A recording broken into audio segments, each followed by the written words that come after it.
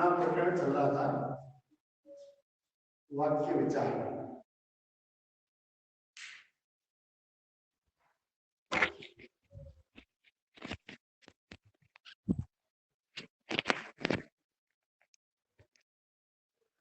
वाक्य विचार के बारे में पिछली कक्षा में हमने पढ़ा था। आज अपन देखेंगे जो वाक्य होते हैं वह मुख्य रूप से 3 भागों में विभाजित किए गए हैं। तो एक प्रकार है वह है रचना के आधार पर।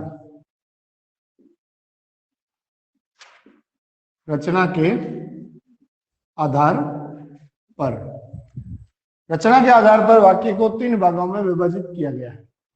वे 3 प्रकार है, सरल वाक्य या साधारण वाक्य, मिश्र या मिश्रित वाक्य, और तीसरा है संयुक्त वाक्य। तो सबसे पहले हम देखेंगे सरल या साधारण वाक्य। सरल या साधारण वाक्य, देखिए इधर दोनों नामों से इसको जाना जाता है। सरल वाक्य भी कहा गया है और साधारण वाक्य भी कहा गया है। सरल या साधारण वाक्य, यहाँ पर जैसे हमारे सामने किसी भी प्रकार का कोई वाक्य दिया हुआ है, हमें उसकी पहचान करनी है कि वाक्य रचना के आधार पर किस प्रवृत्ति का है।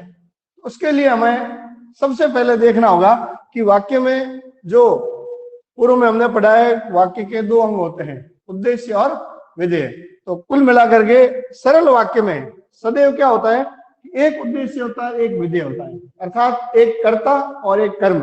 उद्देश्य वो होता है जिसके बारे में जो कुछ कहा जाता है, और जिसके बारे में जो कुछ कहा गया है वह जो है विधेय कहलाता है। जिसके बारे में कहा गया वह उद्देश्य, जिसके बारे में जो कुछ कहा गया वह विधेय। तो सरल या साधारण वाक्य की परिभाषा हम लिखेंगे, जिस वाक्य में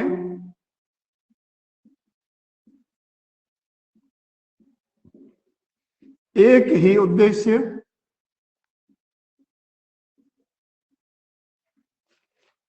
जिस वाक्य में एक ही उद्देश्य और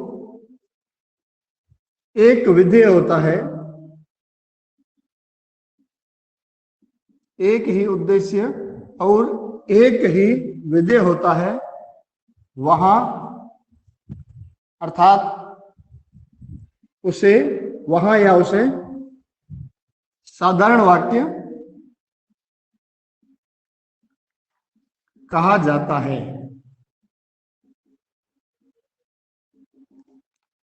स्पष्ट करेंगे कि इस वाक्य में अर्थात एक ही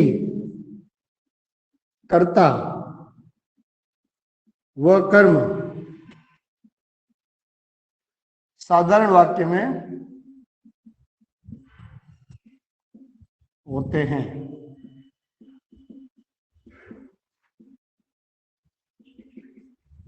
जिस वाक्य में एक ही उद्देश्य और एक ही विधेय होता है वहां पर क्या होता है, सरल या साधारण वाक्य कहलाता है। एक उदाहरण हम देखेंगे। जैसे उदाहरण के लिए एक वाक्य है, मैं जाता हूं। उदाहरण है जैसे मैं जाता हूं। अब देखिए इस वाक्य को हम समझेंगे। यहां पर जो मैं है, इस प्रकार का वाक्य हमें रचना के आधार पर ज्ञात करना है कि किस प्रकार का वाक्य। तो यहाँ पर जो मैं है, यहाँ पर मैं कर्ता का कार्य कर रहा है, अर्थात इसको हम वाक्य में क्या कहेंगे, उद्देश्य कहेंगे। और यह जो किसके बारे में कहा गया है, मैं के बारे में कहा गया है, जाता हूं, ये क्रिया का रूप है, लेकिन यहाँ पर ये किसका काम करेगा, विधेय का काम करेगा, क्योंकि यह कर्ता के संबंध में कहा गया है, अर्थात यहाँ पर यह विधेय है। तो यहाँ पर एक उद्देश्य है और एक विधेय है, इस कारण ये पर यहाँ पर सरल या साधारण वाक्य कहा जाएगा। इस प्रकार से रचना के आधार पर जो पहला भेद है, जिस वाक्य में एक ही उद्देश्य और एक ही विधेय होता है, अर्थात एक ही कर्ता और कर्म होता है, वहां उसे सरल या साधारण वाक्य कहा जाता है। इसके बाद में हम इसके दूसरे प्रकार की ओर बढ़ेंगे, वह है मिश्रित या मिश्र वाक्य। इसका जो दूसरा प्रकार है वह प्रकार है मिश्रित या मिश्र वाक्य। सरल या साधारण वाक्य इसका पहला प्रकार है। अब दूसरे प्रकार की ओर बढ़ेंगे, वह दूसरा प्रकार है मिश्रित या मिश्र वाक्य क्रमांक 2, मिश्रित या मिश्र वाक्य। इससे पूर्व हमने सरल या साधारण वाक्य के बारे में पढ़ा है। अब हम पढ़ेंगे मिश्रित या मिश्र वाक्य के बारे में। मिश्रित या मिश्र वाक्य कौन सा होता है? जिस वाक्य को जोड़ने के लिए किसी भी प्रकार के दो जब वाक्य आपस में जुड़ते हैं तो किसी न किसी प्रकार का समुच्चय बोधक चिन्ह, समुच्चय बोधक जो है वाक्यों को जोड़ने का कार्य करता है।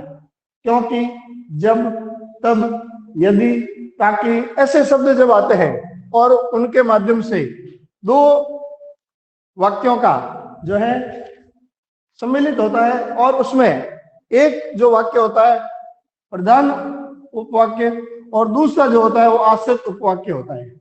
एक वाक्य की दूसरे वाक्य के ऊपर निर्भरता, ऐसे समुच्चय बोधक चिन्ह उन शब्दों को, वाक्यों को आपस में जोड़ने का काम करते हैं। वहां पर मिश्रित या मिश्र वाक्य होता है। ऐसे वाक्यों को जोड़ने में प्रायः अर्थात, क्योंकि, किंतु, परंतु, लेकिन, यदि, तो, तदापि आदि शब्दों का प्रयोग किया जाता है। तो इसकी हम परिभाषा पहले लिखेंगे और उसको समझेंगे। जिस वाक्य में, परिभाषा में लिखेंगे, जिस वाक्य में एक प्रधान उपवाक्य,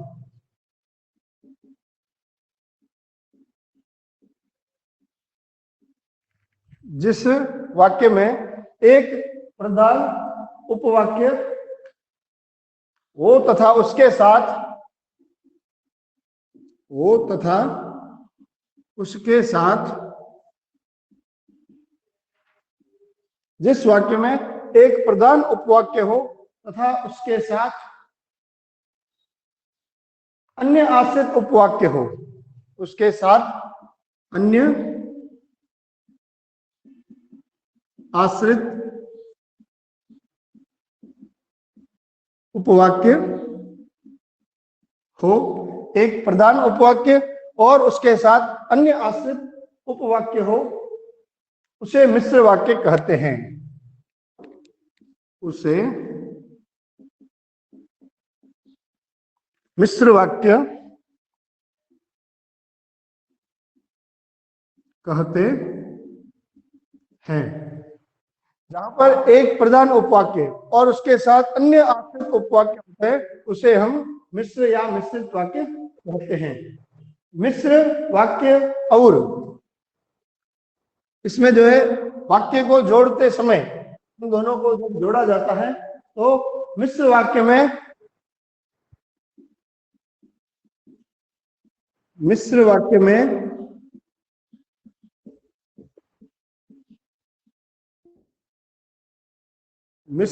में मिश्र वाक्य में उपवाक्यों को जोड़ने का काम, को जोड़ने का काम, दोनों को जोड़ने का काम समुच्चय बोधक, जोड़ने का काम समुच्चय बोधक अवयव करते हैं। अवयव करते हैं। ये योजक कौन से हैं? जो मिश्रित उपवाक्य में प्रधान उपवाक्य और आश्रित उपवाक्य दोनों को जोड़ने का काम करते हैं। ये शब्द क्या कहलाता है? योजक कहते हैं। अब वे शब्द कौन कौन से हैं जरा हम देखेंगे। क्योंकि,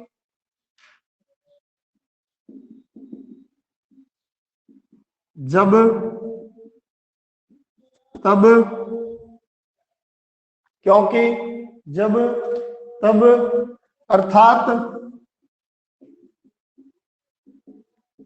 यदि, अर्थात, यदि, तो, ताकि, तदापि आदि।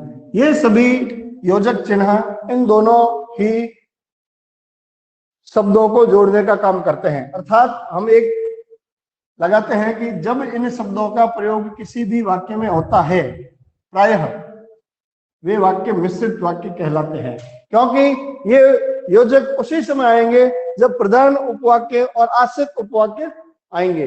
प्रधान उपवाक्य और आश्रित उपवाक्य को जोड़ने वाले समुच्चय बोधक जो अवयव होते हैं, उसी का जो इसमें उदाहरण दिया है, जो ये शब्द दिए गए हैं, क्योंकि जब तब ये सभी वाक्य को जोड़ने का काम करते हैं और वहां पर जो है होंगे।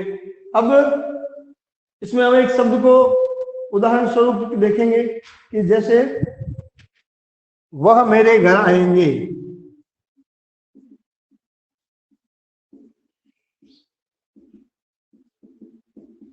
वह मेरे घर आएंगे, क्योंकि उन्हें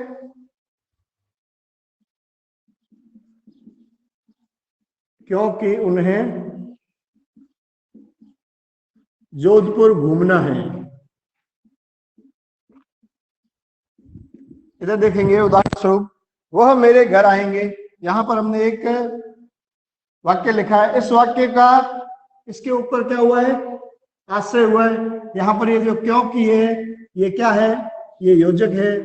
इसको हम योजक कहेंगे। कौन सा? समुच्चय बोधक अवयव कहेंगे। और यह वाक्य इसके ऊपर निर्भर है। वह मेरे घर आएंगे, यह प्रधान उपवाक्य है।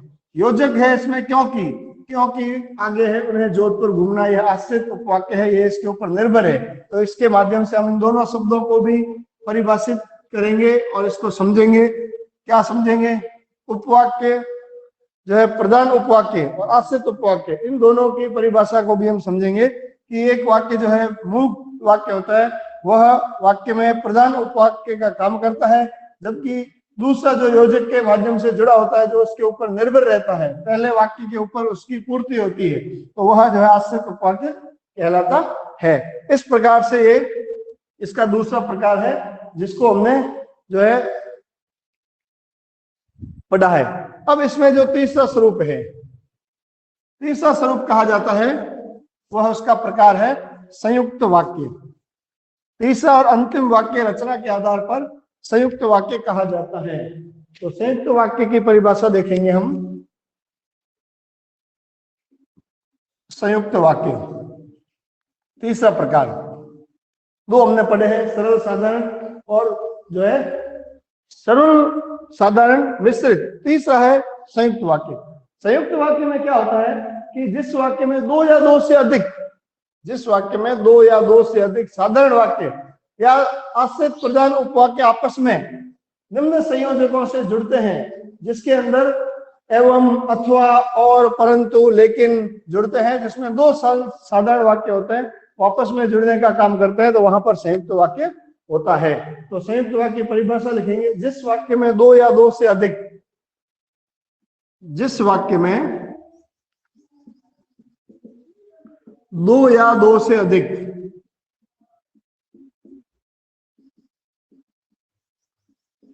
साधारण, जिस वाक्य में दो या दो से अधिक साधारण वाक्य, जिस वाक्य में दो या दो से अधिक साधारण वाक्य या प्रधान उपवाक्य या प्रधान उपवाक्य, जिस वाक्य में दो या दो से अधिक साधारण वाक्य या प्रधान उपवाक्य किसी संयोजक शब्द, किसी संयोजक शब्द, तो ये शब्द कौन कौन से हो सकते हैं? जैसे और, अथवा, संयोजक शब्द है और, अथवा, तथा, एवं, परंतु,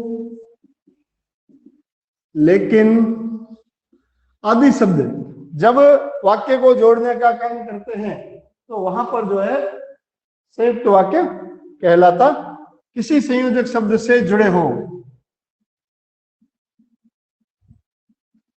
वहां संयुक्त वाक्य होता है।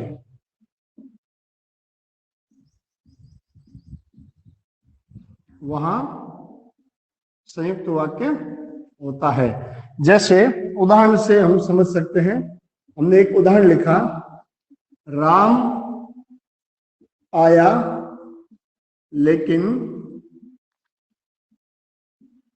भरत चला गया। इस वाक्य को देखेंगे, यहां पर एक सरल वाक्य है, राम आया भरत चला गया। दोनों वाक्यों को जोड़ने का जो काम करने वाला संयोजक शब्द है वह है लेकिन। तो इन प्रकार के शब्द जब इसमें काम में लिए जाते हैं, और, अथवा, परंतु, लेकिन, उस समय प्रायः संयुक्त वाक्य होता है। तो इस प्रकार से यह वाक्य के तीसरे भेद की जानकारी हमने प्राप्त की।